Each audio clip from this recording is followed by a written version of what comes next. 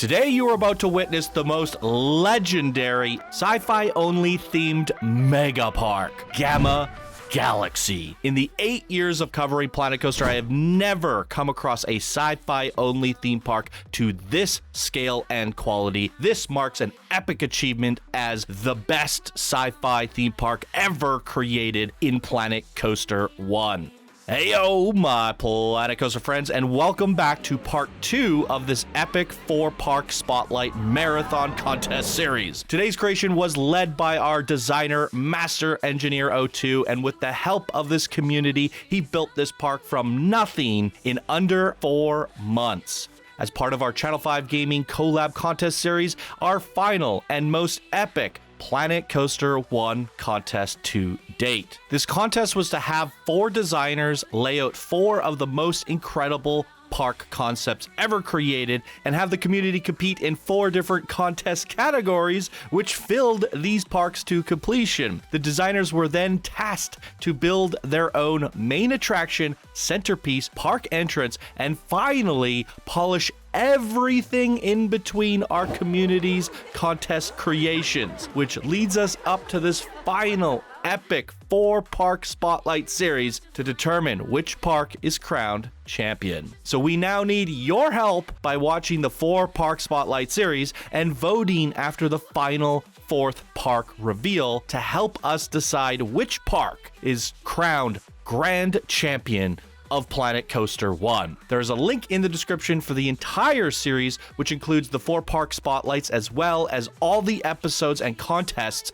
leading up to this final epic battle of the parks. Without further delay, ladies and gentlemen, let's dive into today's park spotlight with special guest Master Engineer Ep.02.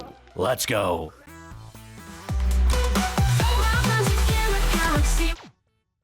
Heyo everybody, it's Johnny5 Alive, and I'm joined here with the Master Engineer Ep.02. Heyo. And we are finally here at Gamma Galaxy, a 100% sci-fi themed park. Probably one of the only, if not the only, sci-fi theme park we've seen in 8 years of Planet Coaster. Sci-fi with multiple themed areas of sci-fi. Just full-on sci-fi everything. Really awesome. So Master Engineer will give us a debrief once we get into this amazing park entrance here. But there's like this song that's welcoming us to Gamma Galaxy that they went out of their way to create. So we want to give it a listen while we walk into the park entrance.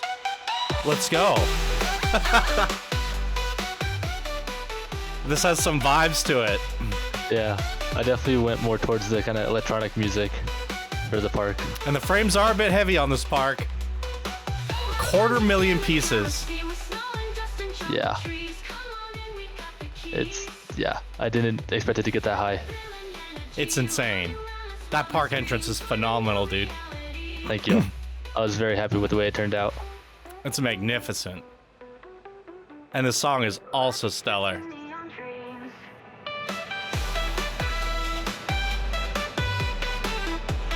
That is just a gnarly shot. Gamma Galaxy. It definitely would be one I'd like to go to. I would hope so. We're going there today. Yeah. All right, now that the song has ended, welcome to Gamma Galaxy, or it's looping, I guess. Yeah. Fun song. Very, very fun. I'm going to let you... Okay, the music should dim down as we go in here, right? Yeah, it changes a little bit to more just ambience in here. Perfect. Oh, that's quite nice. And this is your centerpiece, I take it? Yep, that's the centerpiece, and kind of that, and also the inside as well. Each of the 4 designers were tasked to do a park entrance, a centerpiece, and a main attraction. So your centerpiece is in your park entrance. Mm-hmm. I love it. Yep. And we should probably take a look at it at night. So, for sure. Gamma Galaxy, you want to give us the debrief. What is this park all about? Yeah, so Gamma Galaxy is obviously full sci-fi, and it's the idea of this utopian galaxy where each planet is its own civilization and its own people, but it's all clean energy. It's utopian. It's clean, happy. War is a thing of the past. And each planet, Aerodex for example, is all powered by solar. So each one is powered by its own form of clean energy. Solar, Lushara is water, the jungle planet, and then we have Cryonia, which is a snow planet, and that's all powered by wind. And maybe there's other planets in the galaxy, but those aren't depicted in this park because we only had limited space. But that's kind of the three main planets in the galaxy, we could say. And yeah, all this power is being created using those different power sources. But yeah, and then who knows, maybe there's a little bit of a surprise as to why they need that much power. I've seen these on streamers' walls. Yeah. That's true. Yeah, that's awesome. I love it. So basically this park here, we're going to different planets. So they're not themed areas within a centralized theme park. The idea is we're going to entirely different planets, not areas. So we have the Big Bang. This is where it all started, right? This is what the park once looked like. Started at. Crazy. Just a bunch of boxes. And that was only 4 months ago. Less than 4 months ago. Wild. And so you were telling me, I was like, whoa, this park feels heavy. We're getting like 12 to 15 FPS, which is not much better than Project Planko.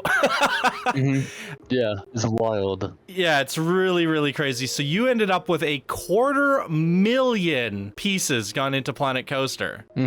That is just crazy. Yeah. Yeah, so we had this discussion about like part count in Planet Coaster. Planet Coaster is a single thread game processor wise. So my computer is literally asleep right now. You know, it's still laggy because it's not utilizing multiple cores. So there's nothing we could do about it, but we're gonna hope to God. Where am I going? I want to go the other way, don't I? That's the jungle planet. If you want to go to the desert, then that's on the other side, yeah. Yeah, I want to start with the desert. Yeah, we're gonna hope to God that Planet Coaster 2 is multi-thread, right? Because that would fingers crossed.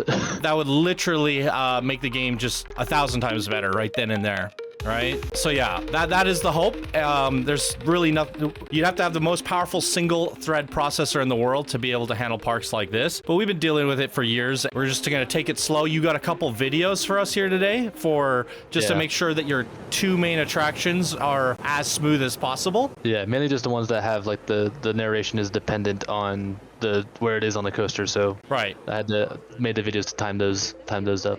But yeah. Those would be nice. What was this planet called again? This one's called Aerodex. So we have arrived in Aerodex. It's the Tatooine of Star Wars. Pretty much, yeah. Awesome. And yeah, all these builds that we're looking at, all community contributions with signs out front crediting those who built each and every one of these, competing in contests along the way to make sure that this park got built. Absolutely amazing. And I in particular wanted to come to this side of the park first because this build here by Themeworks had a lot of inspiration.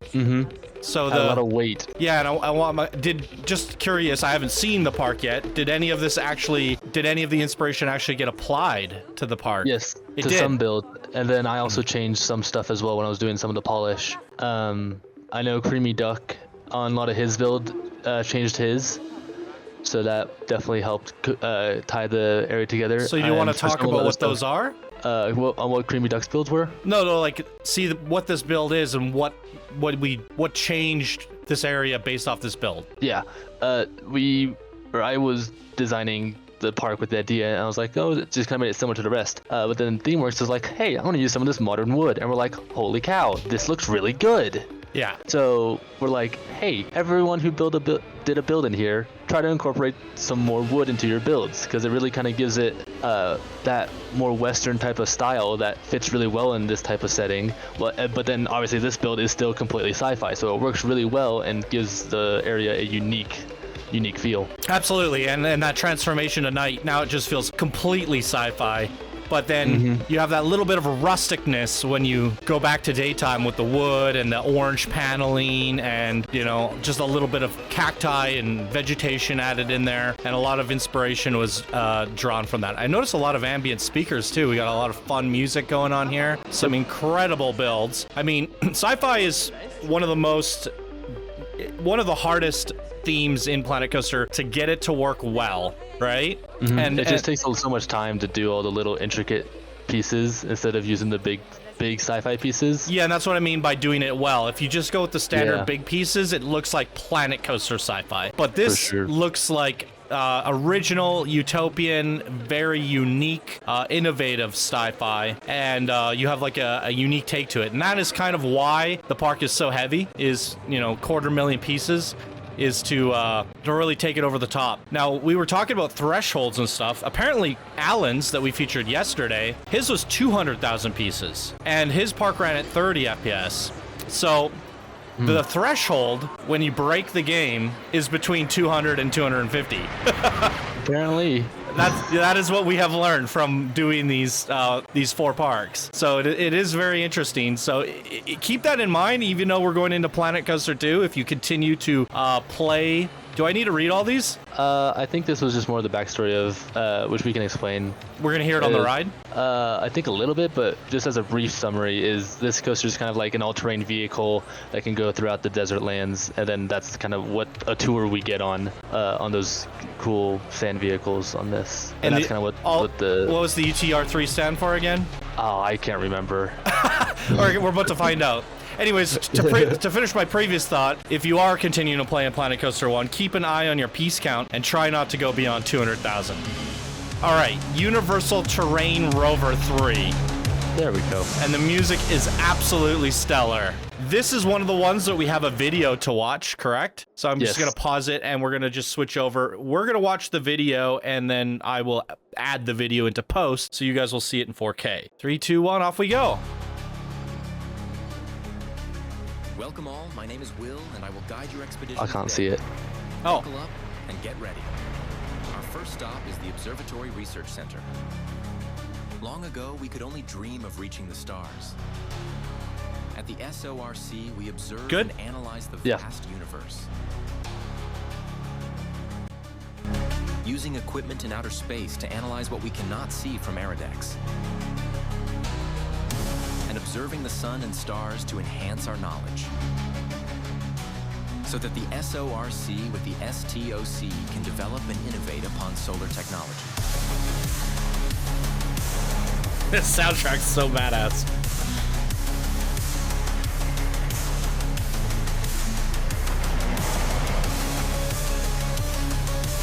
Be careful, there is an active sandworm area ahead. Stay low, I will get us away. Primers. Is everyone all right? Good. Up next is the Ontogeny Research Center. With the help of the SORC, we advance our tech like our well-known solar panels. And after many aeons of development, we have managed to sustain our life using the sun's energy.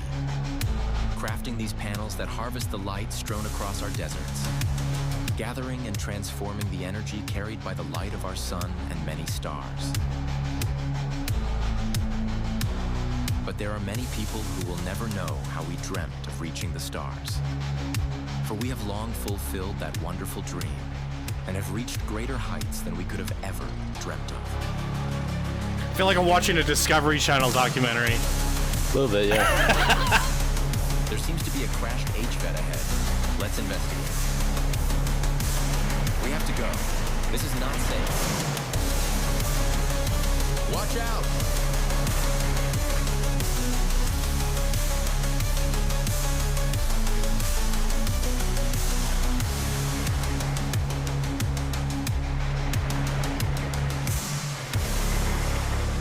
Buckle up.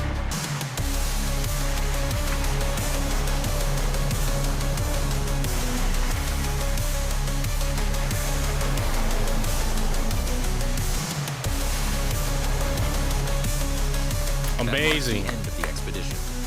We hope you had an unforgettable journey through Aerodex. Let's go. Okay, we have a lot to chat about with this one in particular. And what I think we should do here, let me get the game sound down just a bit. And on the actual coaster itself, I'm going to cut the audio file. And then we could switch it to night. And then we can kind of explore the wasteland a little bit from a different perspective. And then, yeah. Let's do like look forward at the back. Yeah, that sounds cool. So yeah, this one is originally out of sync because it's obviously fully voice acted, right? Yeah. It's fully voice acted. That narration was really good. Is that like an audio voice changer or AI? I think Creamy Duck intended it to be kind of his own recording, but I think he ended up having to do just text-to-speech. But it worked really well. The music is kick-ass. Text-to-speech, it sounded great for text-to-speach. It was like really good. No, I really like that. It just like that, the way the text-to-speech was done, it kind of gives you, like, it makes it feel like futuristic, you know? It felt like it was like an artificial intelligence from the future doing the voice, and that's kind of what you would expect in the future, right? Yeah. So AI is becoming way more prevalent than it is here today, and it's already pretty prevalent. Yeah, this is the future. So absolutely. Yeah, I like how you do in the narration kind of tells a story about the history a little bit of. Absolutely. You know, we reached the stars a long time ago. We've kind of had this for a while. It gives it a cool little background. Oh yeah, I loved it. It felt really fitting.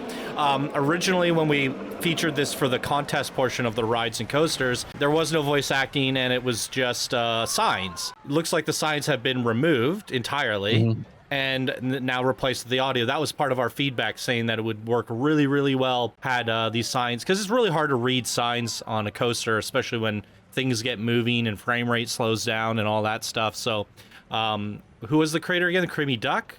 Yep, Creamy Duck. Yeah, Creamy Duck definitely took that feedback, went a step further, and really took this one over the top. Another thing that we did, you want to talk a little bit about what was like the track situation here? I don't know if anybody noticed, but there is something very unique about this coaster track in particular that Master Engineer will talk about. Yeah, it is an RMC, because I feel like the RMC with the kind of that wooden feel again, with the supports, fit in this area well, but I was like, well, I don't really want the supports because that kind of clutters the area and doesn't feel very sci-fi.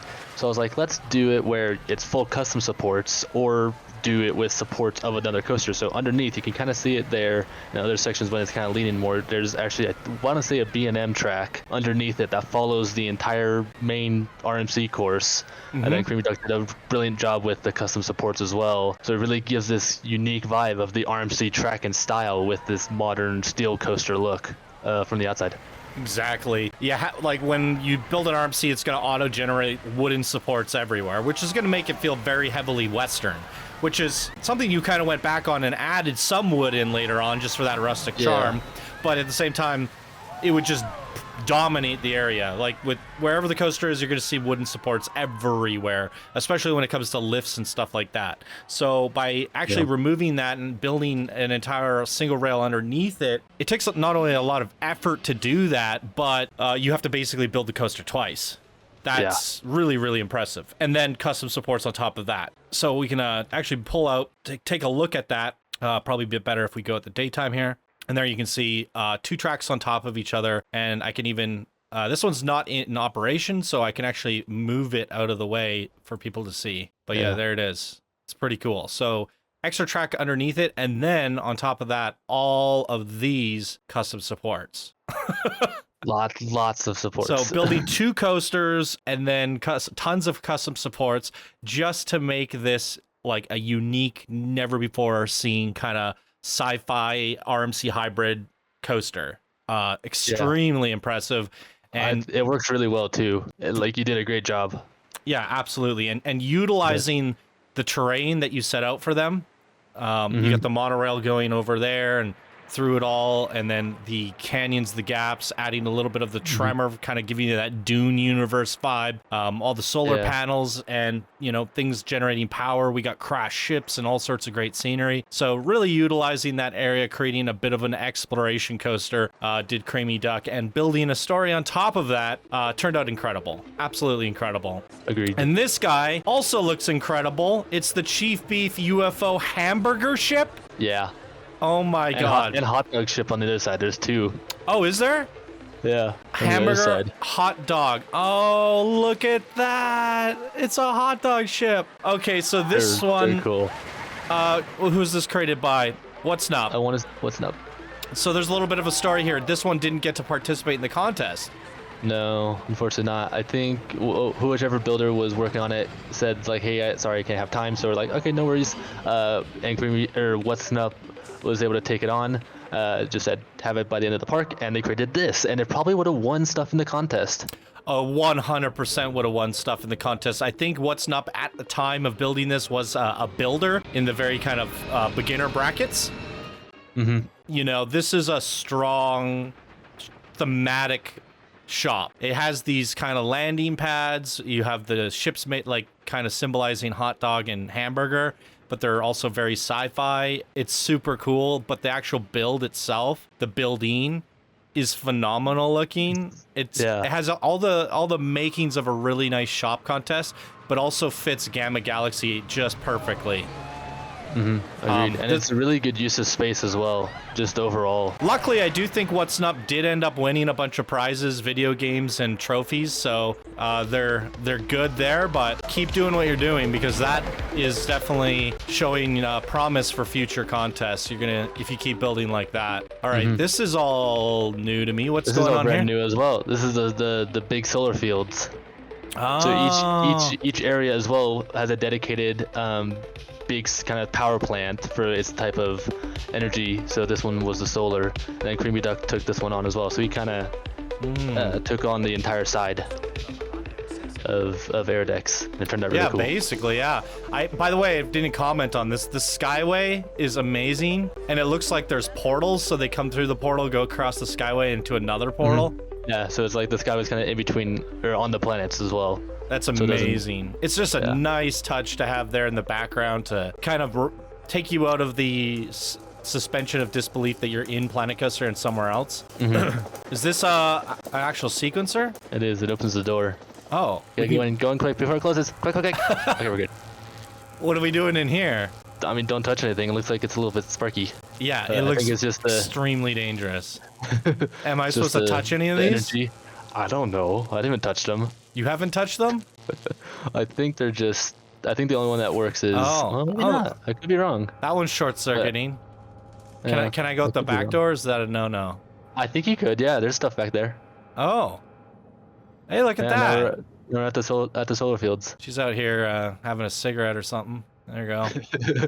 Wow, look at this. This is all just background scenery, solar fields. They're harnessing all the energy of the sun there. Communications laboratory. Look at that. And oh, you even have like back highways now. Can I go back there?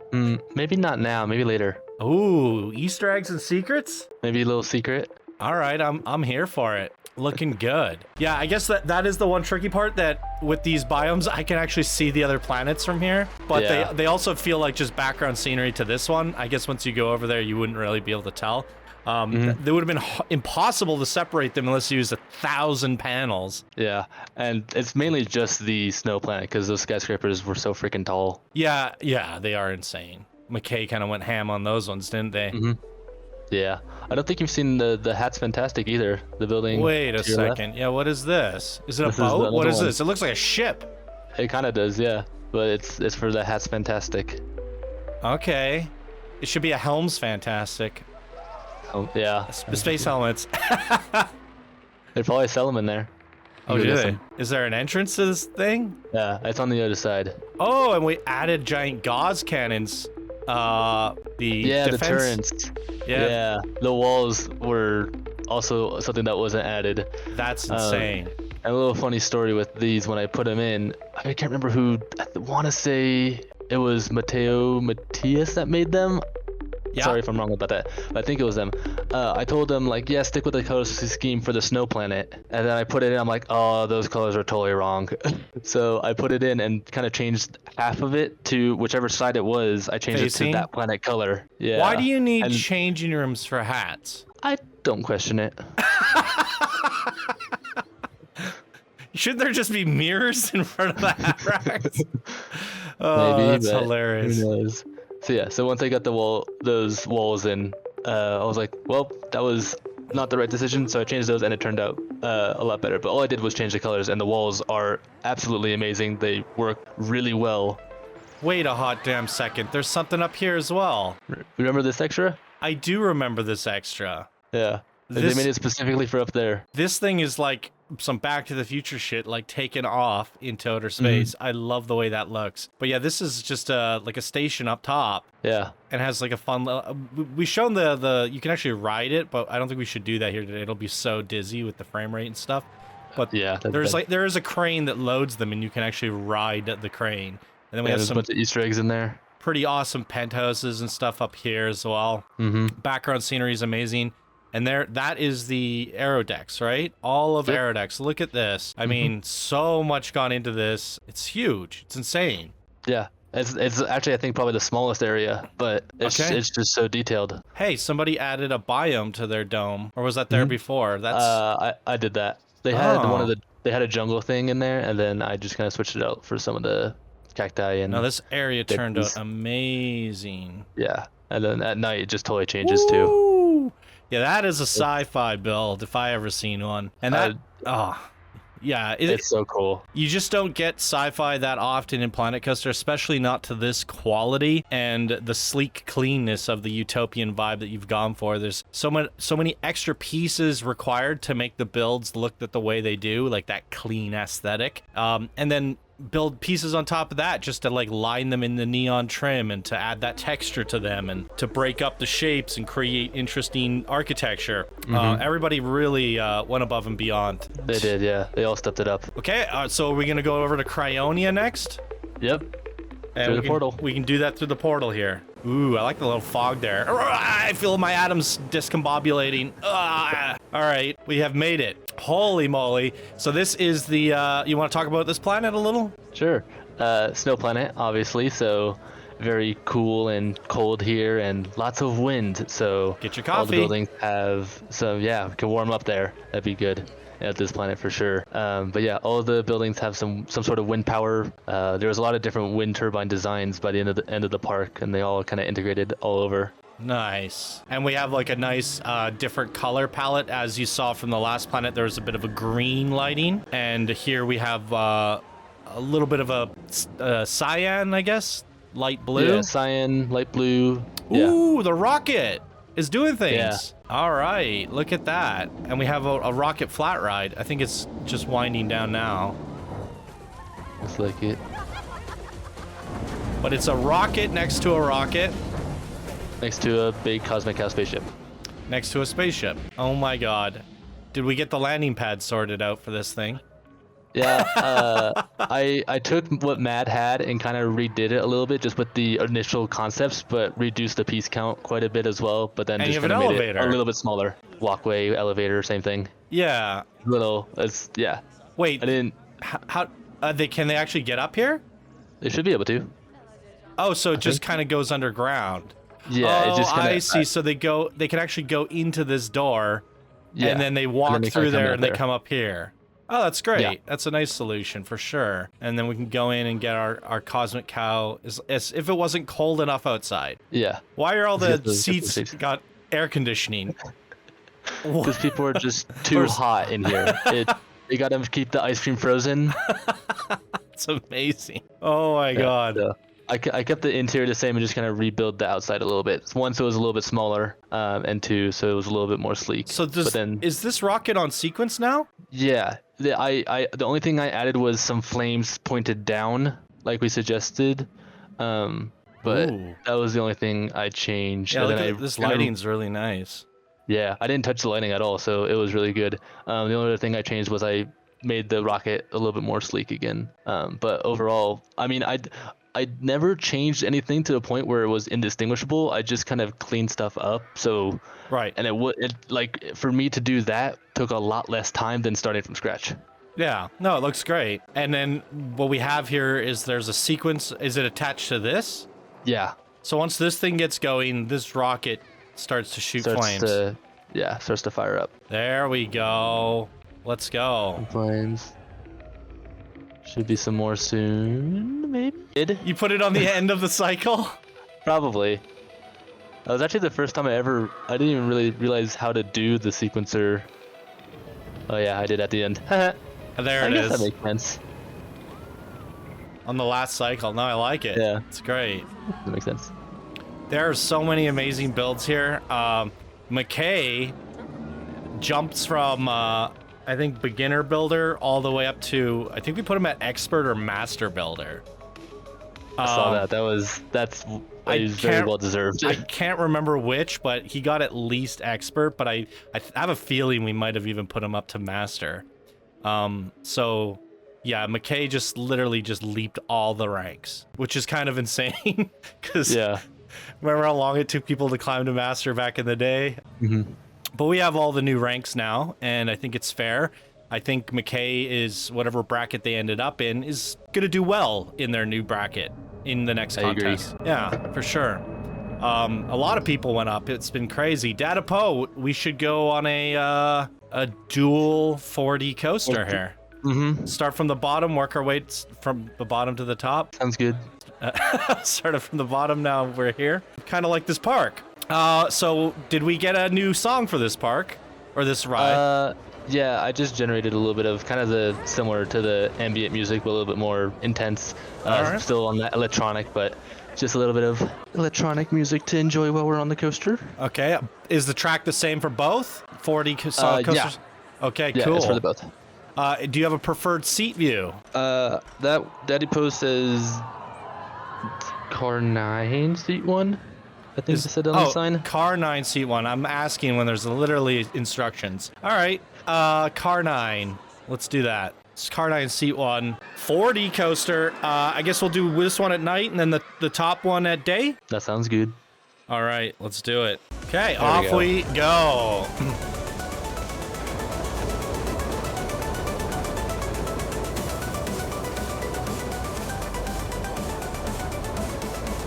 I'm grooving.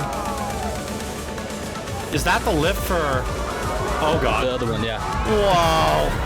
Oh, my God, that's sick. That's trippy. It felt like an outer body experience. We, like, separated from the other one. I'm like, where am I going? That's true, yeah. It's like you see your own reflection in the other car.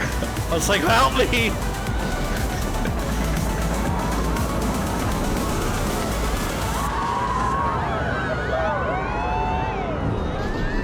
Wow, look at the skyway from here. That looks insane. Oh my God, there's so much sci-fi goodness everywhere.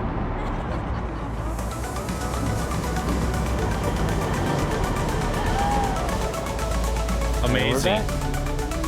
Yeah, I like the soundtrack. It's like subtle, but it's starry, it's mystical, it's fun. If I just go up, am I going to get to the other one? Boom. Yep. There it is. So now we're at the top. And do we have seat preference sign here? Car 9, seat 4. All right, let's do that. I think we should... I like it in the actually seat 1 for this one. All right. Or, car 9. Oh, sorry, car 1.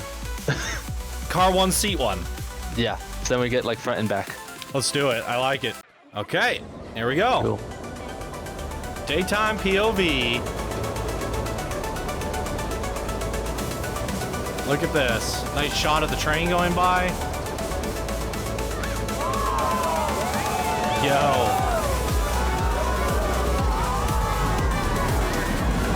I love that concept.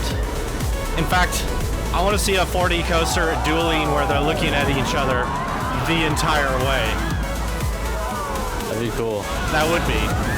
It was actually, I don't know, because I did a little bit of adjustment to the spin, so I don't know if that was a consequence of what I did, or if Data Po had that initially. Oh. And then if he did, cool idea. Yeah. It's really cool to have them just looking at each other while they're riding. Yeah, absolutely.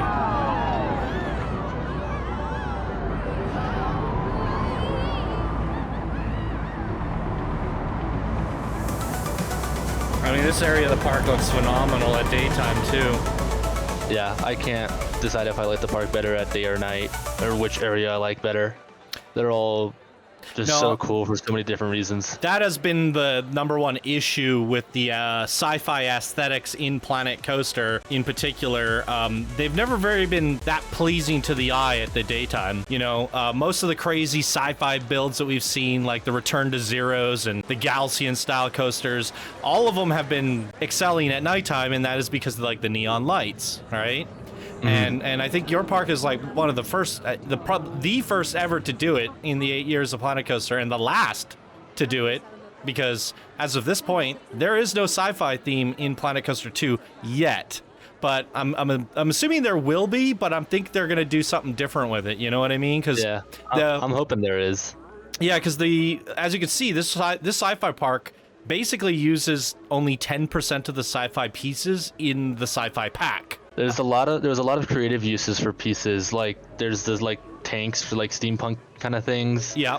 There's a lot of basic shapes, and just anything that had kind of smooth edges was fair game. Yeah, most of it is the modern pieces, if anything, just recolored.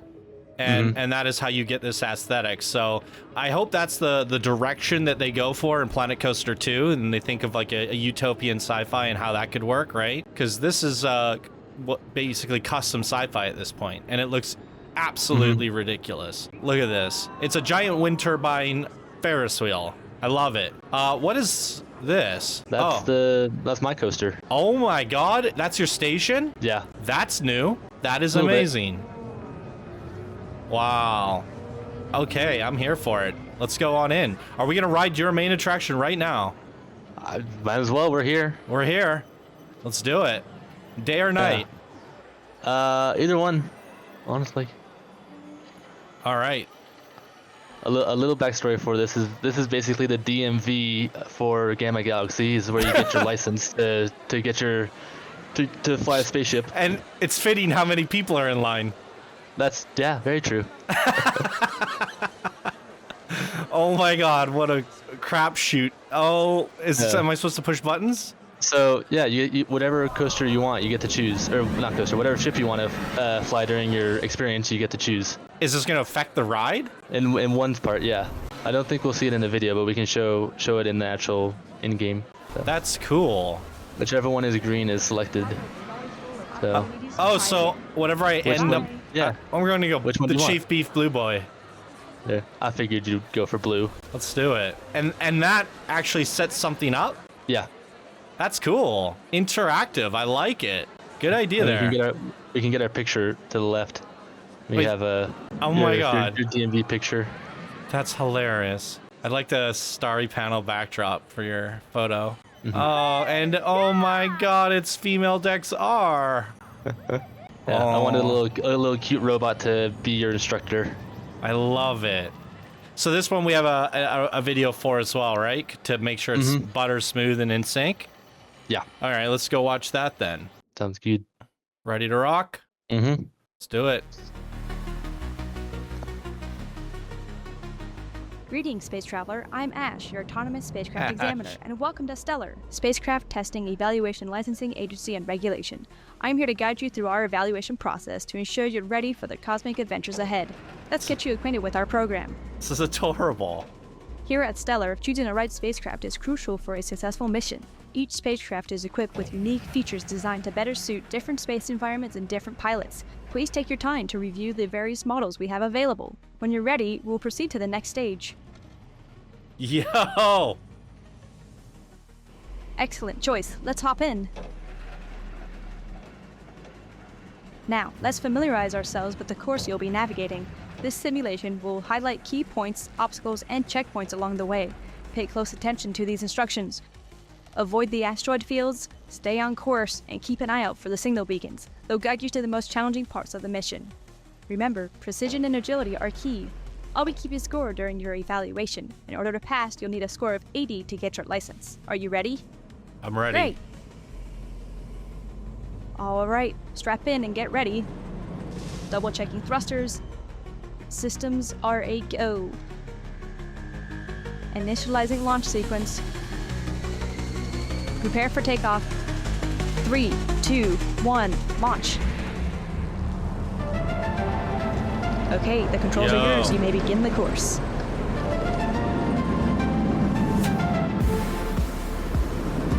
This is awesome. I feel like I'm playing Star Fox. Oh dear. Ah. Oh dear. Oh dear. The asteroids. No, not left, right. Watch out for the tunnel. Not the Turn entrance, around, the turn exit. around, turn around. We're not supposed to be here. Tunnel.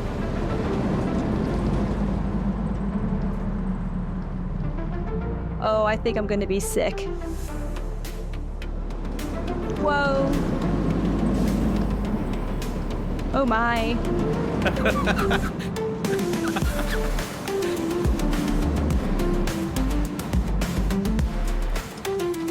Watch out for the asteroids.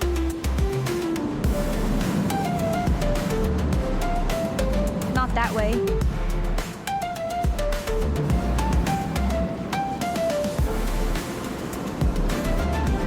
Oh dear. Oh dear. I love that voice. Oh dear.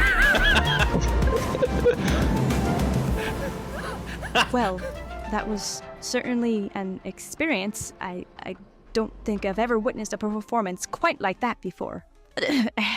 Unfortunately, the results of your test are not as high as we had hoped. It appears that, well, you didn't quite pass the evaluation. You needed an 80 to pass, and, well, you got a...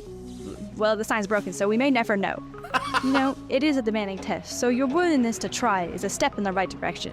With that, thank you for choosing Stelar for your spacecraft licensing. We hope you'll take this experience as a stepping stone for future success. And remember, the cosmos is always full of opportunities to try again. Bye-bye. I love it. Hold on. Hold the phone. No, that was great. Before you say anything, okay. Either you did a voice changer on your own voice, or that was your sister or something, because the mannerism sounded like you. Yeah, it was my own voice. You're an adorable female robot. I'm right about that? Yeah, that was my voice recorded, and then I put it through a voice changer. That's hilarious. You are such an adorable female robot. That's great. Thank you. There's subtle, I guess, is it mannerisms in your voice? The way you speak? Yeah, just the way I've said things came through. The way you articulate things came right through. And I was like, wait, is this Master Engineer? Oh dear. I like how you just like, you had one line and you repeated it. Yeah, I repeated that one a few times. I had a few others where I just recorded a few different like exclamations, and then I just like, oh dear. I was smiling ear to ear and dying inside when I realized that robot was you, and I was like, this girl's adorable. Who did he get to do this? And then I'm like, wait. It was him. It's so good. Oh, that's funny. I love how you can. I love how you can voice change things. The technology we have available to us that we can use in custom media ways for Planet Coaster is so incredibly fun. I never know what to expect when I going forward in these spotlights. You know, like custom. Wait, where am I going? Is this the exit? That's the exit. Custom media has really evolved what you can do with Planet Coaster, and for sure. Yeah, it's getting out of hand. That's hilarious. It was oh fun dear. To do that. Really quick, if we want to go back inside, I can show you what the sequencer of you selecting actually did. You want me to go up the exit? Yeah, just this once. Just this once. You're gonna jump over the railing too, and kind of follow the track into the second room. This way? Other way. Greetings, space traveler. I'm Ash, your spacecraft examiner. Follow that train. Welcome to Stelar. Okay. Spacecraft testing. And then if you go into the next room, and regulation. I'm here to what happens here is this is what you select will change here, but we didn't select anything when we recorded the video. Oh. So nothing showed up. So once the sequencer comes in here, I still want it to be a surprise. So now instead we selected blue. Ah, look at that. The blue goes off. So then whichever one you select, that would change.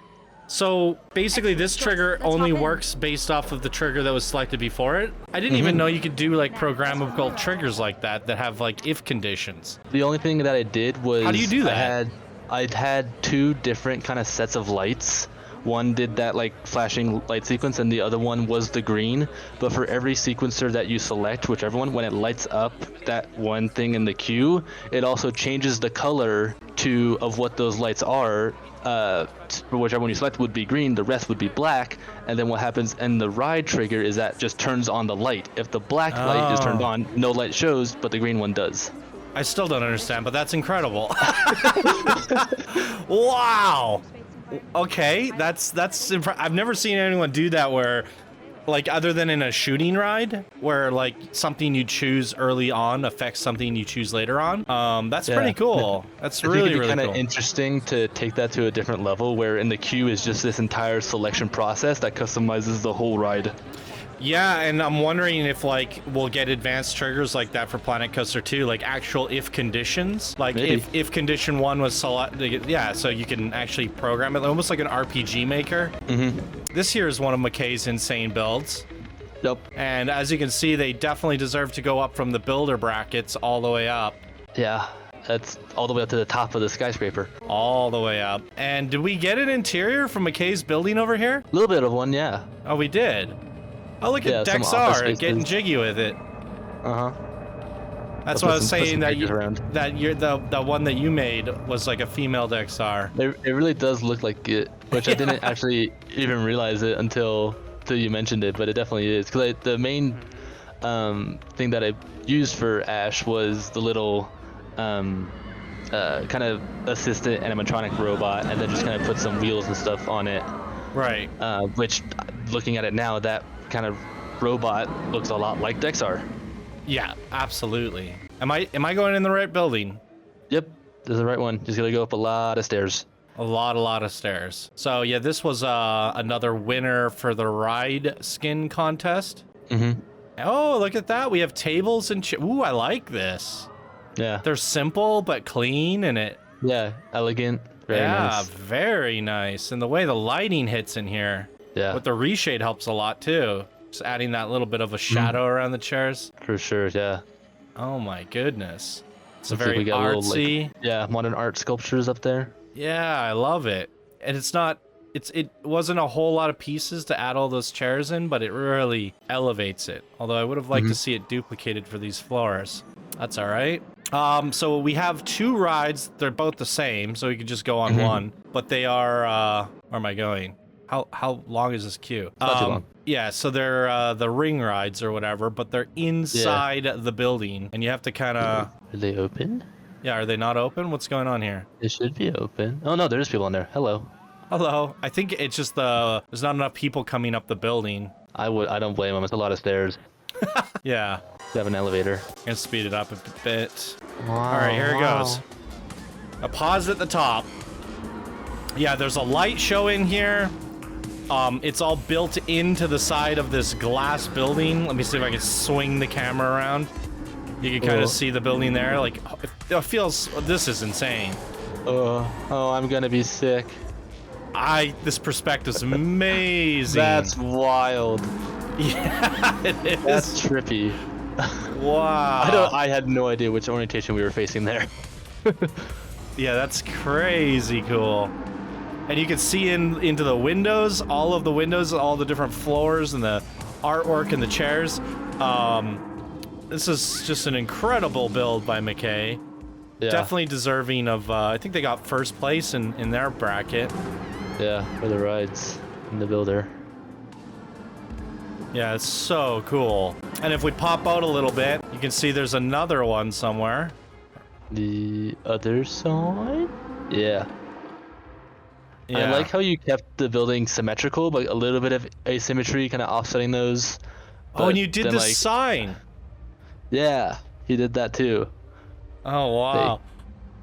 That's so fun. Yeah, that's incredible build. And for anyone that didn't know, it's actually made out of a single rail coaster. That's how you get all those curvy shapes. Yeah, And McKay that's- was definitely one of the ones that started that trend. Well, I've seen it before. Okay. I don't know if anyone remembers this. This is going to be a shout out to way back in the day. Way back in the day, we did a blueprint contest where you had I think it was a limit of 4,000 pieces to make a coaster. So it was a long time ago. Actually, I want to pull up the actual episode number. I guess we didn't do episode numbers back then. It was that long ago. Is that long ago? Well, we did episode numbers, but not for contests. So now Okay. if we do a coaster contest now, it just goes into the Coaster Spotlight series. So in theory, with 1,000 coaster spotlights, there's actually more because of the contest. But it was V for Vendetta created by J.R. Tinman. And what they did was they just wrapped a single rail coaster over and over and over and over and over again until they made like a giant skyscraper. And then they filled up their coaster inside of that to make it an experience. And we felt like it was like bending the rules a little bit, so they didn't win, but it was also super innovative. And so after he did that, we saw some people using single rail coasters for like creative uses like that. But no one has really done what McKay did here and just make like a super clean building design right out of single rails. So it's probably something that's going to be used in Planet Coaster 2 if, you know, If you want to do some sci-fi, it's a good way to go. yeah, absolutely. Oh, and this one here is a pizza shop winner. Mm-hmm. This one From in the Hipster. contest from Hipster 82. That's right. And there's Dexar. Yeah. What's Those this are some extras music? he made. What's This this? was some more custom audio. Oh, it's very immersive. Feels magical. Yeah. This whole area is phenomenal. Bum bum bum bum bum. Your turbine fields. This is where they get all their power from. God, look how nice this looks at night. That's a cool shot. It really is. Daytime too. It's very, very scenic. Absolutely. Yeah, this is definitely the most incredible sci-fi park ever created. Congratulations, Master Engineer, to, you know, pull something like this off right before Planet Coaster 2 comes out. We're not going to be... Oh, I know what Zap is. Do you now? Yeah, a little Easter egg. Okay, so, oh, that's fun. I know with Alan's Park that we featured yesterday that he had a portal going to Fayum, but there was someone coming out of the portal, and it was from Zap. So if you can get to Zap from here and you can get to the other park from here, then in theory, all the parks are kind of connected. Because I know in Zap, there's portals on the ride to take you to all the other 4 parks. So in theory, what we did was we created 4 of the craziest, coolest parks, but they're all interlinked into one mega park. Yeah. It's Parkception. They're all in the multiverse of Planet Coaster. It's amazing. Intertwined. I love it. Star Flight Passage. Is this for the monorail? This is for the Whoa. gondola. Oh, this looks way different. Yeah. This is Striker finished it up. What in the world? Should we go on it? Absolutely. It might break the immersion that we're like on a different planet, but we get to see the whole park. Yeah, it's cool vistas of at least the snow planet and kind of the main entrance as well. Very cool. Yeah, it's like unrecognizably different. These are always a pain in the absolute butt to try to figure out how to ride them. Am I at the top or am I at the bottom? Where am I? Looks like you're at the bottom, going towards the top. I don't... Now you're at the... You're Okay, going here down. we go. There we go. This is the bottom. Yes. And then do we ride in seat view? I think probably not, because of the glass. Probably And it's a little bit obstructive. I think it's better to be outside. And then we I can wish there was a look view around as that well. like mounted the camera on top. Yeah. That's weird. Oh, there we That go. one's pretty good. Yeah. Yeah. It's not on top, but it's good enough. All right, look at the park entrance. That is gnarly. Oh, wait, I didn't come out the back there and look at all this. There's like a little platform there. Platform. Yeah. I definitely think that was the biggest building I've ever made. It's insane, dude. What's the park count on that? That's I think that one- 250,000 right there. That's like 40 or 50,000 just in that section. Whoa. Well, that's what brought you over the breaking point. Yeah, it was my fault. It was my fault. Oh, wow. Oh my used God. the What is that Stellar. Stelar sign? Oh, that's for your... Yeah. That's your main attraction. That looks so good, dude. Wow. Oh my God. Yeah, you I love how you did the DMV thing. That's super fun. And test pilot flight made me feel like I was playing Star Fox. That building is incredible. I was very happy with it as well. And How did you gotta get all give those credit. soft edges? Is that basic shapes? Basic shapes? Yeah. Whoo, spheres. I gotta give shout outs to kind of almost everyone, because I took a lot of ideas that I saw throughout the process and kind of incorporated them and put my own spin on it. A lot of stuff I wouldn't have thought of without seeing them previously. So just to get those shapes helped a lot to see some examples. It almost feels like it blends right into McKay's building, like they're intertwined. It's kind of cool. Yeah, it was very close. I did have to adjust mine once I put his in. I was like, oh no, it was tight, but it worked out really well. We have an exploration coaster. I think this is the coaster entrance. Yeah. Do we want to There to ride the this left. at day or night? I think they have a sequencer on it. Oh, so we don't even have to just... all right, perfect. It's the Fast Action Response Team. And there's no voice acting on this one, but there is like a custom song, I think, right? It's just one of the Planet Coaster songs. Okay, and this one was created by V2 Raven. Yeah, let's do it. So what should we do? Seat view for this guy? Track view? Probably seat view. Yeah, I was worried about flailers. Are they... They got the over-shoulder restraints. Ah. All right, I'm not mad at it. Let's go. The Drat is dead. What happened? Not dead, just sleeping.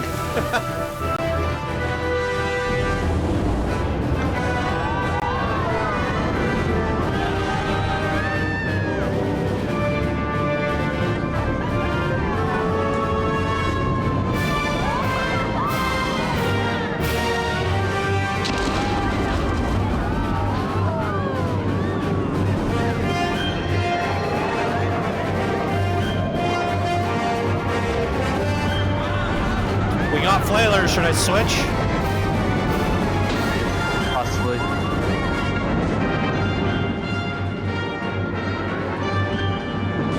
This is just as good. Yeah. I like the little hint of the Wow. Kraken you put through there. This is a gnarly coaster. And It's this pretty Cobra wicked. roll is a Cobra. Yeah, I thought that was genius.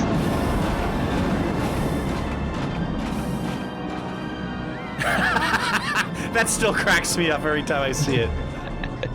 Oh, there's a lot going on in these scenes. Yeah, there's a lot of stuff. It's fun. Yeah. It's just looking at this. That stupid face.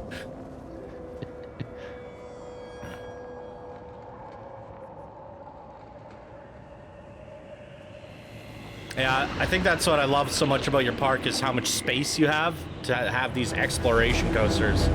Yeah. The actual kind of city portions are maybe half of the whole park. The exploration of the coasters going outwards is a lot of the space. Which is great in my opinion. Yeah. You utilize that space. Makes your park feel massive. Mm-hmm. I mean, your park is massive.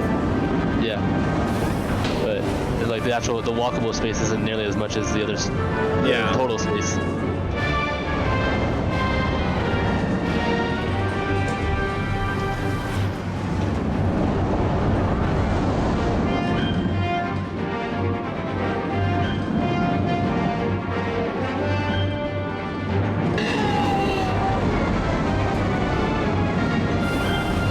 I hope in Planet Coaster 2 we have the ability to hide the tracks. Just like make them disappear. Yeah, That would be interesting. because then we could do like space simulation rides. Yeah. Like your DMV space flying ride could have It's like literally... an actual been a spaceship flying around. Yeah, you could have been up there in the Skyway. And Yeah. yeah, Whoa. that would be insane. It'd be pretty wicked. Yeah, Well, I like the amazing transition. exploration coaster from V2 Raven. Yeah. A nice way to Like like... it's very too. Yeah, I like changing it back to day as we're kind of ending things off. Yeah, it's like a whole kind of, we can tell, just a good way of showing time passing. Yeah. Went on a huge journey, caught the Kraken, hopefully, or Yeah. eliminated the threat, whatever was going on there. But they did have a yeah, time request. I didn't notice that. I think that was just because of that's the sequencer. That's I think Okay. 10 p.m. So. Cool. That No, should that be was correct really, tonight. really, really fun. Mhm. Yeah, so much content in these insanely crammed, claustrophobic sci-fi cities. I've never seen anything like it in Planet Coaster in the 8 years I've done this. This is crazy. Is there anything else for us to check while we're in Cryonia still, or are we just gonna head over to Lushara? I think we can go up to the top of the balcony on Dexar's little area. I know Hipster added a bunch of custom media up there. Let's So check we it can out. check that out. Sure. And then we could do the secret if we want to now, or we could wait till the end. Like over in the other area. Is there a reason to do it now? I mean, it's kind of just a general thing about the park. Well, then we should but save it there's- to the end then. Okay. We can save it to the end. If it's an Easter egg. It's a bit of lore. Okay. But there's an entrance on every planet. In Sir Alan's park, he took us on a 45-minute Easter egg hunt. It was insane. It was a park light spotlight of itself. Oh, we got the claw machine. Yo. Oh my god, this brings back memories. The old school arcade is really cool. Yo. The arcade machines are really well built too. They are.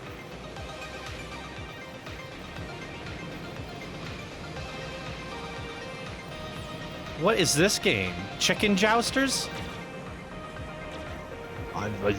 You're asking the wrong person on that one. That's amazing. I want to joust on an ostrich. You can go play Jumanji. Look at this. The ostriches. The way the lights are cool. like lined up with that. That's amazing. Yeah, you timed that well. Can we go over We to need the edge and animatronics up here preview? dancing. That would be fun. Or just to trap some people up there. Oh, yeah. We need dancing animatronics in Planet Coaster 2. Mm-hmm. I got a nice menu. That's cool. Oh my god. What do you want? What do I want? Garlic butter crust sounds good. We're gonna go with a 36 slice. Make it deep dish. Oh my god, and just pepperoni for me. Who puts broccoli on a pizza? Good question. Yeah, I'm going with the deep dish with butter crust. Oh my. That sounds good. I do the something thick crust as well. I love me some thick crust. Hell yeah. Wow. And this takes you to the skylift? I think that's just an elevator down. And we have another seating area. Oh, it's a little. They got a DJ booth up here. Mm-hmm. This is like the That's chill. super VIP area. Yeah. I think there's a floor above you too. Really? Yeah, inside of there. Oh, the Channel 5 news studio. Yeah. Oh, there I am. With Gulpy behind us reporting in. And the penguin. And the trusty penguin. I actually didn't find too many pink penguins.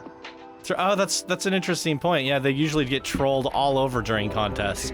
I think people were so focused on like we when we did this, like it was like no other contest ever, because you're like, it needs to be for this area of this park in my sci-fi with this requirement and this and they're requirement. Like, penguin. And I forgot about the penguin.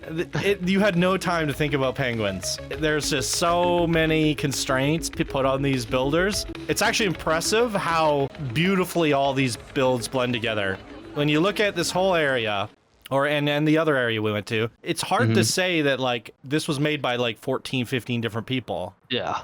It looks like one person built it all. It's kind of incredible. It's really cohesive. Yeah. And this is like, we weren't asking people to check what your neighbor was doing. This is based off you, the designer, master engineer, giving a guide, an art document or whatever you call it, like an art Bible, right? Yeah, and I didn't really even see many people checking with each other. It just kind of happened to all work really well with each other. And that's because of your design document, basically. You know, you did a good job at telling everyone what you wanted. Okay, we have now arrived at Lushara. There goes that coaster right there. And that is a Boomerang. And look at that park entrance. That is so gnarly, dude.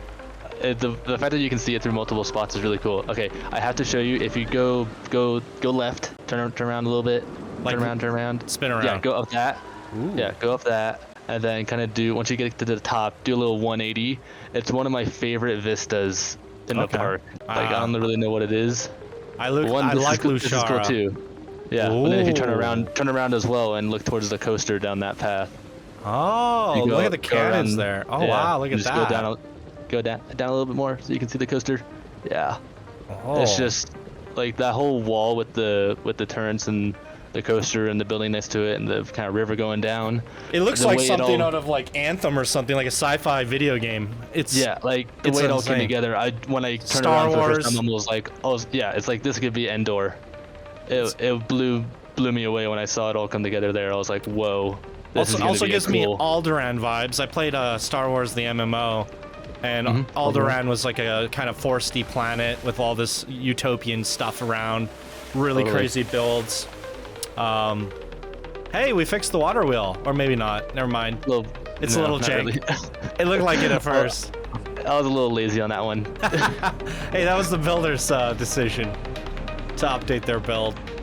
That build behind is insane. the Gulpy Tower. Yeah, Gulpy Tower and the dam over here. Oh Mhm. my Now with hot damn! everything else in around it. Themeworks did this, right?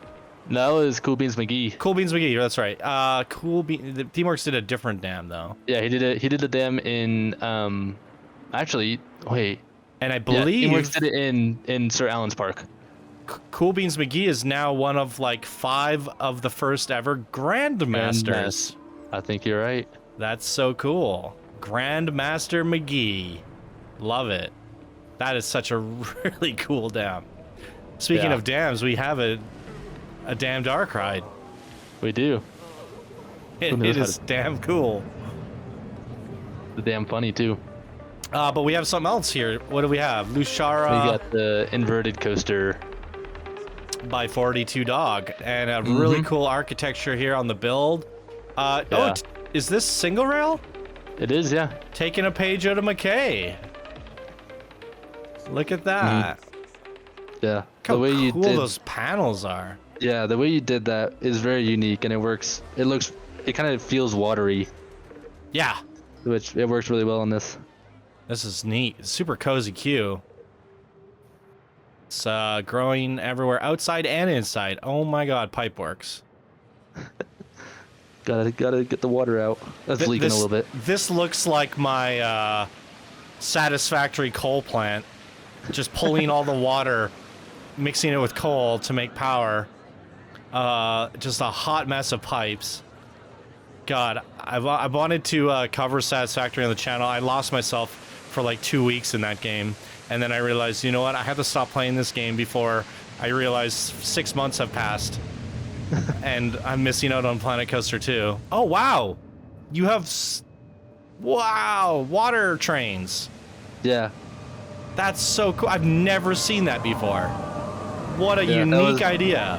That was something 42 Dog came up with. That's such a good idea. Yeah. Oh, It wow. kinda That looks like looks... they're just skimming on the water.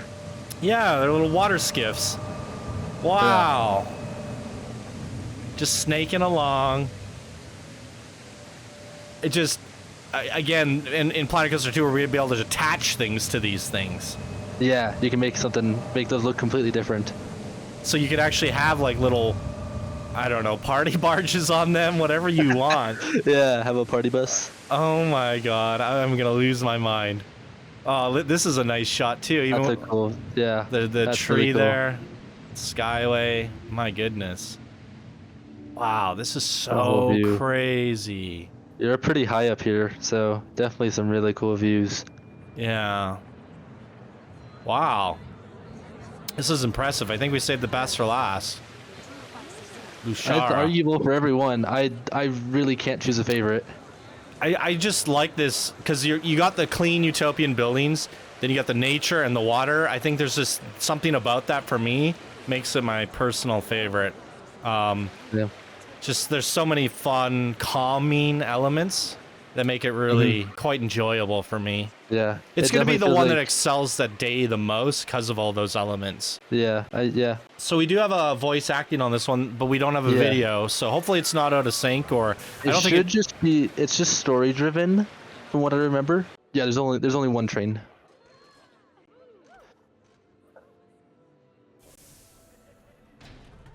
let's. I can still hear it. Okay. Hello, adventurers. All right. Yeah, this is nice. I am Nico, and I will Nico. be your tour guide here at This the is wonderful fun and friendly. Lushara Falls. Oh, This park, which Someone- some call a national park, accompanies Are you there, many Master? visitors every year. Okay. Just kidding. It's I just muted you, the but wrong anyway, Discord. It All has right. a very marvelous history. It all started back in 2137. I know such a long time ago. A group of young investigators came across something never seen before. Oh, wait. Do you see that penthouse that someone here is living in? No, you don't. But anyway, it was a small piece of land that is a desert, a jungle, Oh, a water wonderful place skiffs. called New York, at wintertime all at once. Those youngsters began digging and digging for years. While so one of them happy. traveled It back is. and forth by something called a car to a nearby lake with a 5-gallon bucket that he filled with water and brought back to dump in the massive hole they were digging. They then sparked universal attention, so a company came and built a dam which filtered the water and used some to supply drinking water, and the rest was recycled back. There's an old picture of the dam in the queue you walked in. The waterfall is pretty interesting, right? I know. Not really. Not really. Not really. That was still really well timed. So that worked out well. Oh, that's great. Is that the same voice that's from the damn Dark Ride? Sounds It very might be from the same text to speech. text to speech, But right? I think it's different. Man, but these they do sound text to similar, which is speeches fun. have been evolved so much. I know that the ones that came with like Windows 10 were just awful.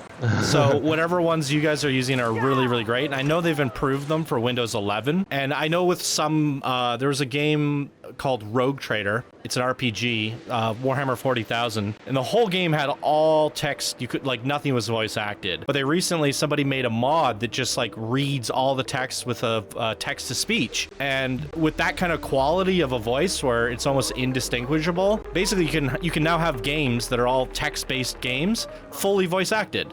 So That's pretty cool. I want to go back and play Rogue Trader fully voice acted version by just having different text to speech narrators for male and female and narrator and all that. And it's just crazy because like now we don't have to like hire 1,000 people to voice act our games when we can do text to speech and AI and all that stuff. I think it's fine in my opinion, at least for indie companies, right? Yeah. This is the Half Alive Pip Shop. Yeah. The ship that I probably would not go into. Yeah, it's a little uncomfortable in here. This was such a cheery area of the park, and now I feel like I'm in the belly of the beast. Oh my goodness. I mean, I think it does fit in pretty well though, because everything else is alive. The ship's alive. Yeah. So I like what Themeworks did with it, and it's a really cool build as well. Yeah, this is definitely a feel-good area of the park. We have jokes everywhere. Like that whole narrated ride is humorous, and now we have this. Yeah. This is Oroscon. damn hilarious. The damn dark ride. And the build takes itself so seriously. It does. It's a really sturdy, well-built dam. It's amazing. And then it's just kicks itself to the curb. Kicks itself to the curb. How do we want to sit on this? Just like this, eh? Yeah, that'd work. That's a good one. All right, ladies and gentlemen, it is the damn dark ride. We got all kids. Plug your ears. I've heard rumors that there is I mean, some sort of secret Dam is not a swear word when it facility refers to a running dam. too. No, of course not. Emergency exit doors. Welcome aboard the Dam Tour. I'm Dan, and I'm your Dam Tour guide for today. As we get started, I want to remind everyone that the dam restrooms are closed following yesterday's mix-up. There's a with the tree. dam drinking fountains. What happened there? No, that was Management probably is my fault. investigating how the dam drinking fountains What about the damn got tree? hooked up to the dam lubricant supply lines. Anyways, here we go. This dam processes approximately 34 trillion gallons of water per hour. Or was it 34,000? I don't know. It is a lot, though. Our twin reactors produce an immense amount of electricity, allowing our beautiful city to... You know what? Can I be honest with you? This is not the dam job I envisioned when I signed on at DamCorp. Until recently, I was in the dam control room, but they stuck me here after I accidentally opened the water intake during the company swim party. They were pulling chunks out of the turbines for days. It was either this or go back to work at Haya Sushi, but they wouldn't even return my calls. And here's a damn question for you. Why does this city need the dam power anyways? Seems like all the other buildings already have their own power. I've heard rumors that there is some sort of secret facility that the dam is running power to, but that could just be another bit of dam gossip. Is Well, it- I hope you enjoyed your dam I wonder tour. what that could be. Is Please that fill out true? the dam questionnaire and give Possibly. me a good review. I really need this job. My pet Tribble collection has gotten out of hand, His pet and I need to find a better Tribble? spot to stash them. Tribble? than I don't behind know. The damn emergency exit doors. Welcome aboard. the Well dam done, tour. Toro's Love it. gone. And I'm your So- damn tour guide for today. Well, Yeah, there's dams everywhere to generate power, and then there's solar panels everywhere, solar fields, wind turbine fields. All these planets have immense sources of generating Lots of power. power. But then each of the buildings also has sources of Their own generating power. their own power. So why do they need all this power? I don't know. It's a great question. Hopefully we'll get the answer soon. I don't know. I don't know. This ride threw me for surprise when we first featured it. I think it's Yeah. almost better to The watch it from sequence. here. It's the Yeah. Enterprise. It's coming up. Nice little light show there. Oh, did we get some chandeliers added in? I see. Yeah, we did. Nice. Terra the Ref added some in. Lovely. In fact, maybe I could just ride this thing. Have you been on one of these? Oh, yeah. Several These are times. crazy. I like this one. Yeah.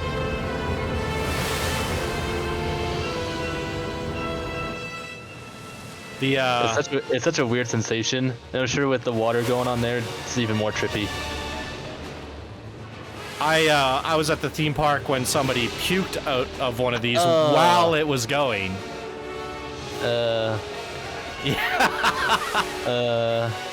I didn't need to know that. All right. Terra the Wrath. Look at that. All the chandeliers. I love it. And they have the neon trims. Mm-hmm. Ooh. Little lit up. And that Look is, around the area a little bit at night. yeah, this whole area is got a bit of an orange hue. Oh my god, it looks so good. Look at this. Yeah. Yeah. I keep saying it. Every area turned out so cool. Absolutely. Yeah, this is phenomenal. Hey, and we have a boomerang here. Let's go check this out. For the jungle area being kind of small, it certainly has a lot of stuff. Yeah. I mean, all these areas have a lot of stuff. I mean, I guess it's a talking point for the end of the video, but we tried to make sure these parks were not mega parks, and they turned out to be mega parks regardless. Yeah. And each one of these areas is larger than most parks that we feature on the channel. It's This basically could be 3 parks. yeah, effectively. They're huge. Absolutely. Oh, a couple splashes there. I'm gonna ride the back, and then I'm gonna do the front at day. Yeah, that sounds like a great idea. This one's nice and short, so we can ride it a few times. Nice little boomerang.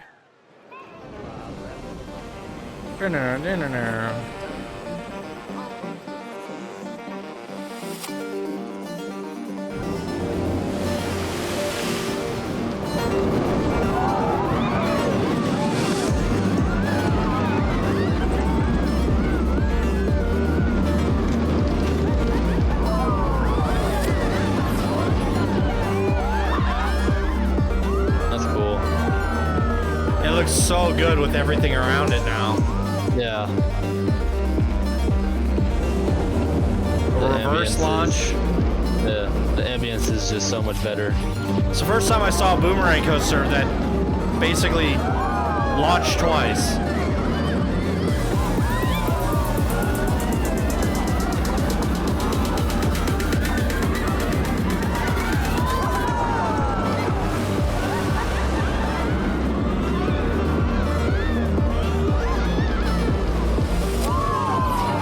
Did it do this before? I added this. Oh. Interesting. I like it. So you made it pass through the station and Go forward. and it's a double-ended boomerang. Is there a name for that? I don't even know. Boomerang times 2. That's just a custom boomerang. that's sweet. I didn't expect that change there. That's quite a nice surprise. Let's check it. Want to just have a little bit more length on it, and That's a great adjustment. So you have to launch backwards, and then you fall down, and then you reverse launch again. Then you pass through, and then basically ride another boomerang. Yeah, initially I wanted it to launch forward first, but that turned out to not be feasible just with the way that the whole system works. Then I figured out, oh, launch backwards first, go through the station all the way through, and that worked out really well. I didn't even know that's possible, so could you actually launch it forward, do a whole boomerang track, come back and reverse launch it, and do another boomerang track? Yeah, probably. I've never seen anyone do that. You might have to launch backwards first every time, I'm not sure. Oh. Just because of the way that the kind of reverse forward and launch thing works. I think it reverses backwards, but I didn't spend too much time looking into it. But might be possible in Planet Coaster too. Yeah, especially with all the tech changes and the special tracks. Yeah. Ah! How dare you? It's a water area. What do you expect? I'll ride the back of the train. But you get splashed at the back too. Oh god, I'll ride the middle. Great. No, that's a nice addition there. So this used to just be closed off at the front here. You cut a hole in it. It went towards kind of that front wall, and then I just extended it from there, and then this whole kind of section was added. No, that's great. I love it. Amazing changes. Oh, the main attraction of the whole park. The best part. Ready for the butt flush, everybody? Watch it charge up. Butt flush. That's a daisy. Get wrecked. That is the elevators of the future. I like this one because you can see as it's powering up, it kind of fails because it doesn't have enough power. Yeah, not quite right. Yeah, it didn't get fully charged. Yeah, so you just get a little bit of a little flush. Just a little butt wash. But this one, yeah, this is a full clonic.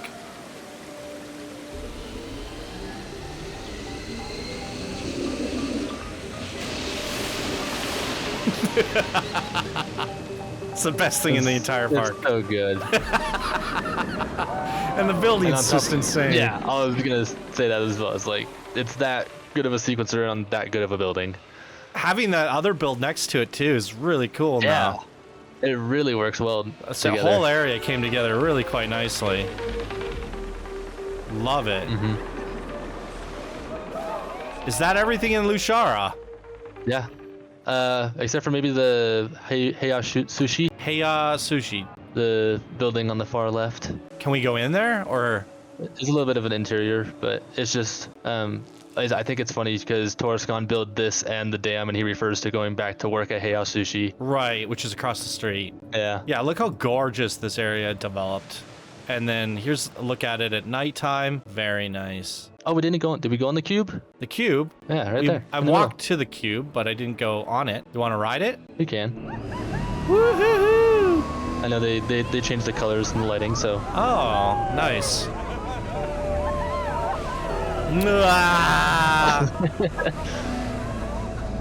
I'm gonna need a butt flush after that. Oh no, this is gorgeous. Now let's take a second to, oh my god, the space parking lot is amazing. I didn't look at your park entrance at night. Holy crapola. And this song, I love it. I'm just gonna play this on repeat after. It's very catchy. Gamma Galaxy. It's so good. It's so groovy. You're a very good artist. Thank you. Very good composer.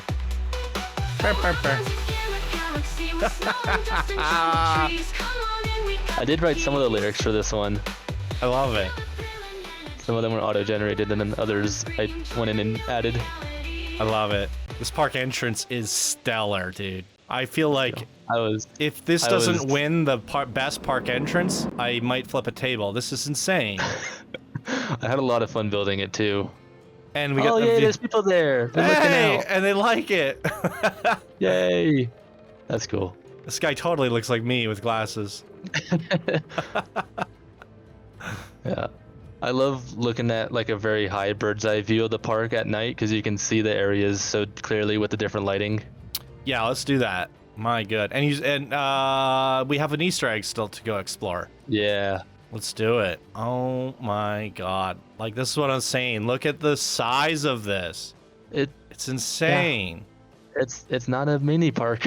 I don't have the blueprints for the original mini park contests anymore. But I usually like to do it as pull it out as a size comparison. But it'd probably be my parking lot. Yeah, like each one of these is larger than our mini park contest 2, which we called the not so mini park contest. It was kind of insane. I love these space parking spaces. That's brilliant. I also had a lot of fun thinking of how to change the parkings to be a little bit of more sci-fi as well. I didn't even look at this. This is where we entered the parking lot. Oh, and this was the extra. That is sick. Yeah. My a god. little Easter egg on that is there was so many spaceships. Everyone's like, hey, we should do a contest for spaceships. So on those little platforms, there's a 1, 2, and 3. So that's kind of where I placed them for top 3. Oh. For my favorite spaceships.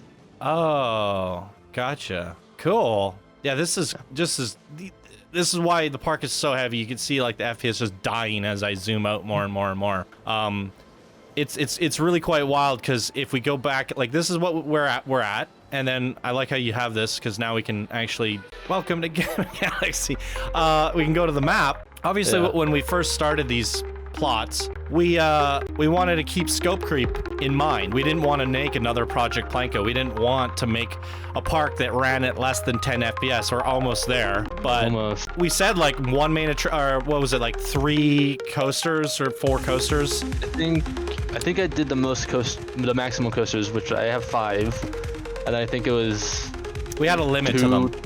I think there was like 5 coasters, maybe 2 or 3 flat rides, maybe 5 or 6 flat rides, and then 2 rides, and then a couple, maybe a dozen shops and scenery. Yeah, and then we try to think to ourselves like, you know, you don't want to make like a park or contest or something competitive and go, there's only allowed to be 2 coasters. Like we've done the mini parks in the past, but they were mini parks, right? Like we kept limitations as little as possible. We even put a tiny box border around everything. Whereas this, we want to give you guys more creative freedom to do more stuff, but putting like, you know, no more than 10 shops, no more than 4 flat rides, no more than 4 or 5 coasters. That's still like, when you think about it on paper, you're like, well, that's not going to really be like a crazy park if it doesn't have more than 4 or 5 coasters, right? But when you just keep adding and adding and adding and adding, it just gets out of control. And this is, with the learnings of past projects, with scope creep in mind, still made a mega park.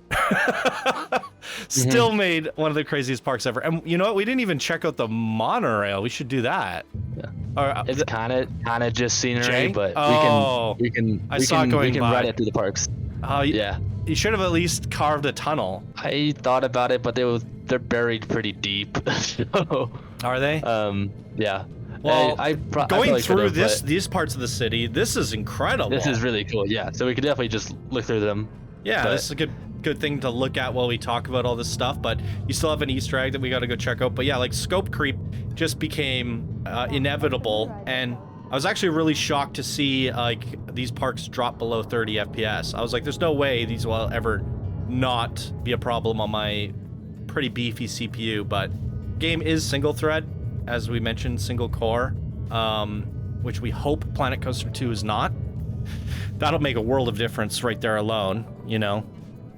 And then that'll be less of an issue going forward, doing these projects, but we pushed it to the limits, and you know what? I think it was worth it in the end, right? We don't I want. do too. Yeah, we want something These parks exceptional. are all so cool. Absolutely. This is honestly the coolest looking sci-fi. Look how diverse and different these areas turned out. It's the coolest sci-fi park. Nobody's really challenged. I've seen a couple like sci-fi attempts, but you know, they use the big standard pieces and they're not like massive to the scale that this park is. This park does a lot of things really well and really unique. And I think it's a great one to go out on, especially because as we go into Planet Coaster 2, we're at least until the foreseeable future. Hello, darkness. My best friend. You just had to say it, then we'd find the light. Going into Planet Coaster 2, we don't actually start off with the sci-fi pack, and we don't know how long we'll have until we get one. So it's really nice being able to kind of depart from Planet Coaster 2 with like literally the sickest sci-fi park ever. And you know, we're not going to have anything to play with in terms of pieces like this, and this park won't be possible in Planet Coaster 2, you know, I don't think. I think there's... I think if it were to try to be done, it'd look very different. Yeah, so therefore you can't, it won't be. It still stands true. You won't be able to do this in Planet Coaster 2. So... and we don't even know if like we'll have the theme maker toolkit right away. Probably not. That took many years before that was a part of Planet Coaster 1. So all those neon lights that you see everywhere, that's all custom designed by theme maker toolkit from the community. So that's stuff that had to be imported separately. Oh, hello, sequencer. Sequencer there. Should we go press it? It might be the water on Gopy Tower. That's hilarious. It's a really good one to go out on. It's the one sci-fi park to rule them all, and it turned out just amazing. And I had my doubts when I went into this. I did say to you, like, are you sure you want to do sci-fi? Because we've never actually seen sci-fi done well and to a large scale like it is, like you envisioned it to be. And I didn't try to convince you against it, because otherwise we wouldn't be seeing it here today, but I did bring it up as a concern.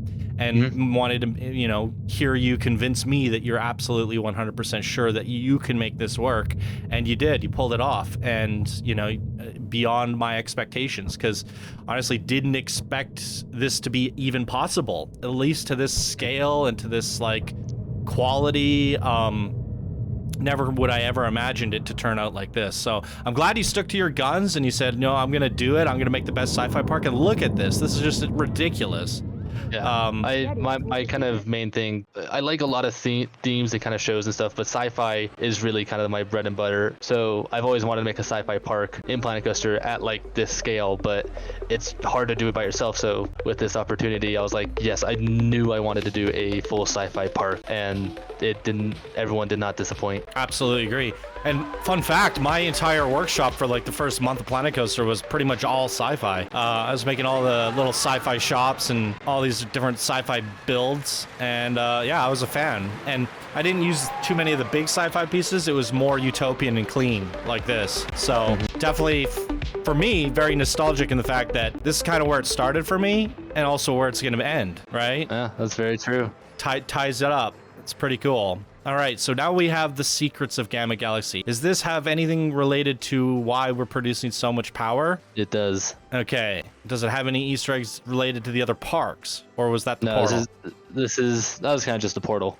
Okay. There are some little Easter eggs as well in the lobby of the main entrance. Just a little up on the ceiling, little snippets of each park. But then this is just pure Gamma Galaxy lore. Gamma Galaxy lore, going into the depths. Now I feel like this is like we're going into a Fallout vault. This is intense. It kind of feels like Allen's Park. Yeah, this is kind of insane. What is happening here? Oh my god. Wow. We're hitting shift on this one. You did go down the longest tunnel. What do you mean? There's 3 tunnels, all of them from each area. They all lead to here. Oh, really? Yeah. Oh, I didn't realize you had a... Okay. Whoa. Okay, what is this? Do I push the button? Yep, it's got it. Oh, it's narrated. Oh. In the distant past, during the Great Convergence War, this a is conflict epic. so devastating that its very mention sends shivers across the cosmos. A weapon was forged, one that was never meant to be. The war raged across galaxies, tearing apart civilizations and reducing entire star systems to cosmic dust. Did you get Jason Statham to do this? The creation of the Celestial Doom Engine, a weapon of unparalleled destructive power, capable of unraveling the very fabric of reality. In a final, fateful battle, the weapon was activated. The energy unleashed was beyond comprehension, threatening to tear the universe apart. But in that moment, a coalition of the galaxy's most advanced civilizations united, combining their knowledge to construct the Aegis Sphere, a massive force field designed to contain the weapon's fury. Yo. So we're just containing a weapon of mass destruction with all this energy? The Aegis Sphere successfully held the Celestial Doom engine in Jesus stasis, Christ. preventing its destructive energy from escaping. However, once the weapon was triggered, it could never be deactivated. The force field must remain intact for eternity, for even the slightest lapse in power would spell the end of everything. Dude, that is intense. Thousands of years have now passed since the Great Convergence, and the universe has reunited with evil long forgotten throughout its utopian cities.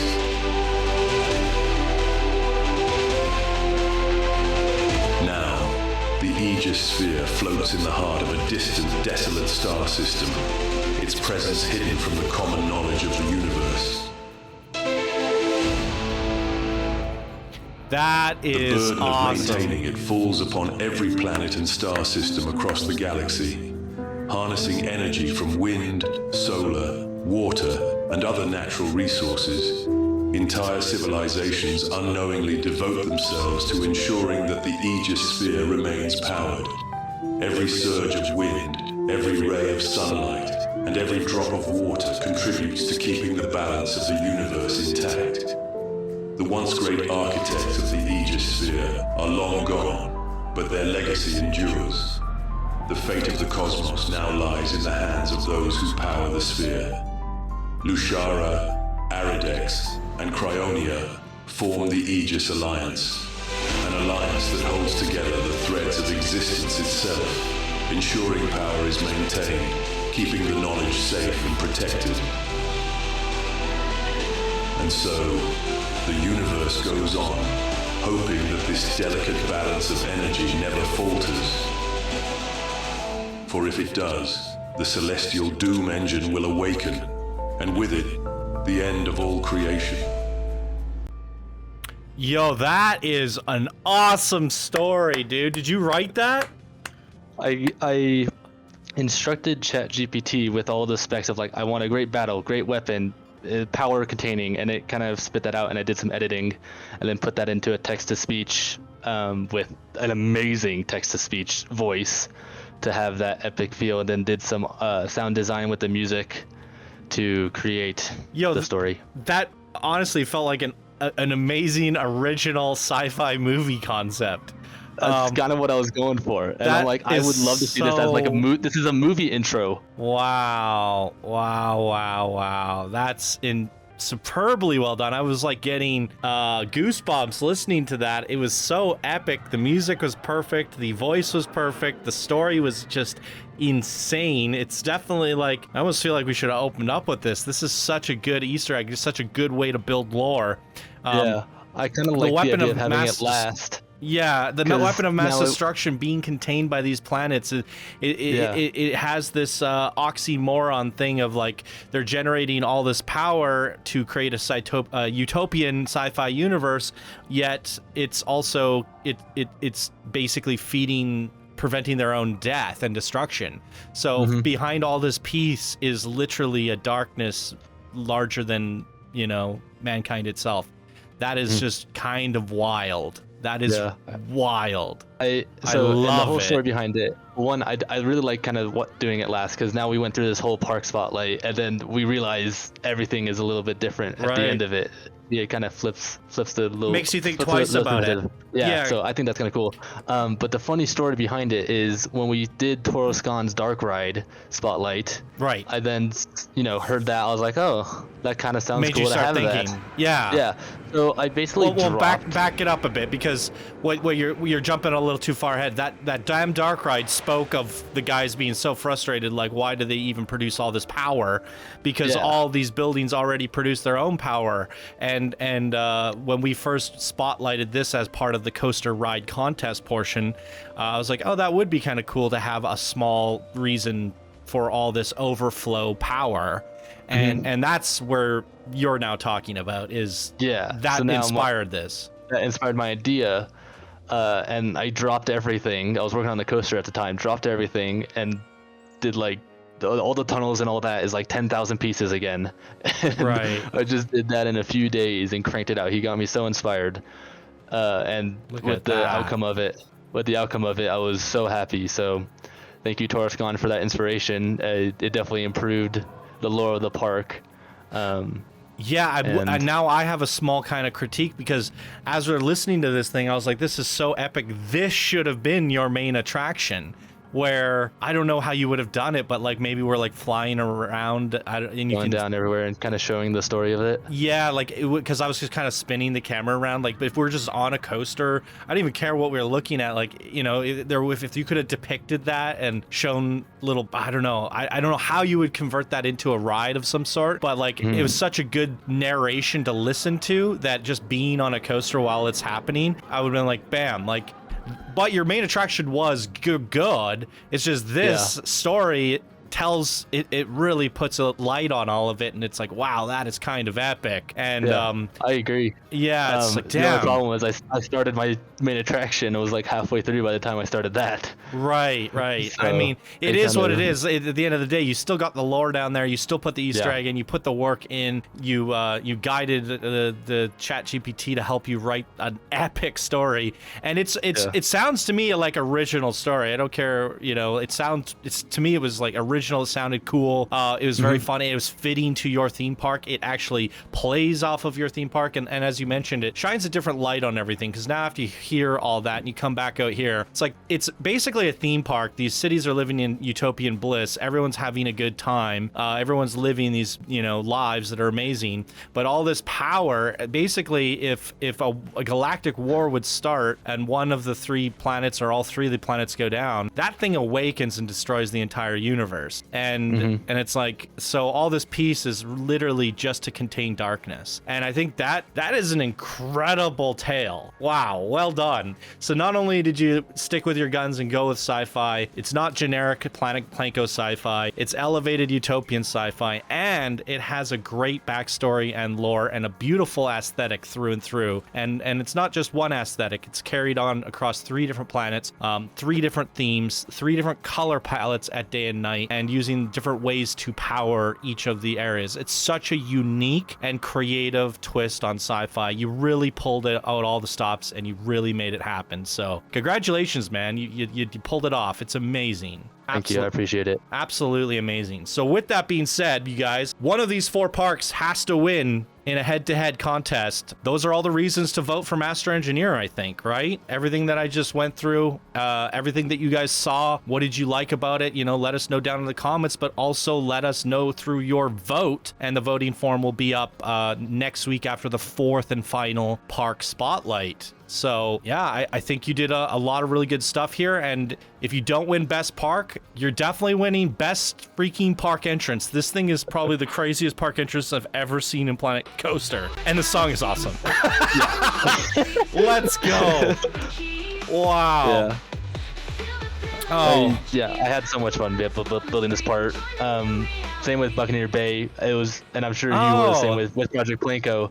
It's so fun to see it come together so fast and see everyone else's work come together, and it's such a fun process. I think that is one very important final talking point. Each one of our designers brought something different to the table, and you know, even Alan helping organize the contest, doing what Zaphor used to do for me, that was definitely one thing that they brought to the table. But this entire concept, what we're looking at here, was inspired by Buccaneer Bay. And if anyone hasn't noticed, we haven't done a park spotlight in 4 months because we've been just doing contest videos and other stuff, finishing Project Planko finale. There's been other types of contests related to the collab here, contests and Project Planko over the last 4 months, and we haven't actually done a legitimate park spotlight since Buccaneers Bay until these 4 series of park spotlights here. So this whole idea of like, let's get designers to put together parks was based off Buccaneers Bay, which Master Engineer here, who made this park, who's with us here today, made. And you did that by just saying, hey guys, I'm making a pirate park and I got these plots, does anyone want to build them? And then you, with the help of the community, you put together Buccaneer Bay in a very, very short amount of time. And I said, well, what if we just do this again As a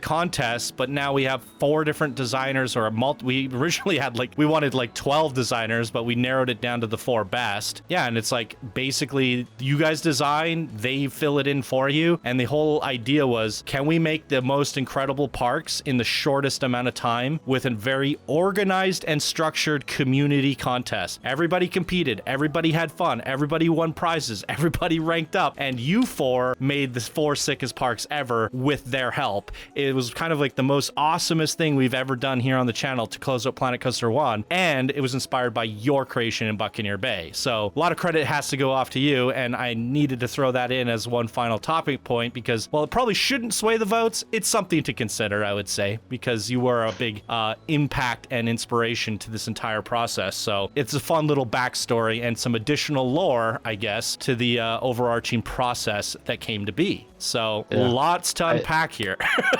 Yeah, when I made Buccaneer Bay, never would have imagined that this would be happening. Right. Yeah. I mean, neither did I. And yeah, you caught my attention with a really good park, and you caught my attention with a really good concept. And as a result, 4 baby children park respond from this concept, and it was amazing. So I gotta give you another thank you and a shout out, because you basically inceptualized this whole thing to come, and I imagine it's not gonna be the first time we do this, because it worked out very smoothly. I was like, this could go wrong, this could go there's 100 things that could go wrong with this idea, and I was like, screw it, let's just do it. And it kind of had very little hiccups. It did. It went really smooth. Extremely smooth. Yeah, and I enjoyed watching the whole process too, just looking at the other kind of Discord forums and seeing all the process, and the whole time I'm just like, oh my god, these are going to be amazing, and I'd never really questioned that these weren't going to be amazing at any point. Yeah, as soon as I saw the first initial bits coming together, I think the scariest part was, are we going to have enough people signing up? But then after the first day when we had everybody signing up, I was like, okay, this seems like it'll be fine. You know, absolutely. I learned from Project Planko how eager this community is to build for this channel, and you know, it's kind of something that shouldn't ever be a doubt in my mind going forward, especially for Planet Coaster 2, because there's gonna be a lot of new people in this community. So I suspect we're gonna do more events like this, if not scaled up even more. If Planet Coaster 2 can handle more, we can do these better next time, or just say the same size with a better frame rate. How about that? Yeah, that sounds like a good plan to start. That's a good starting ground. All right, any final thoughts, anything you want to bring up? You just triggered a whole new talking point there. I don't want to miss anything else, so is there anything that you think we should talk about before we end things off? No, I think we covered it. Thank you everyone again for participating, and good luck to everyone. And the other designers, I can't wait to watch the spotlights on your guys' parks. They're just amazing. So. Absolutely, yeah. An incredible sci-fi build. Don't forget to vote for Master Engineer if you enjoyed his park at the end of the 4 Park Spotlight series. And after this contest concludes, we'll be going into Planet Coaster 2. So this will be the final Planet Coaster 1 contest. So thank you for everyone who participated, and thank you for everyone who's watching and voting. You guys are absolutely the best. We love you, and have a fantastic day. Bye now. Bye now.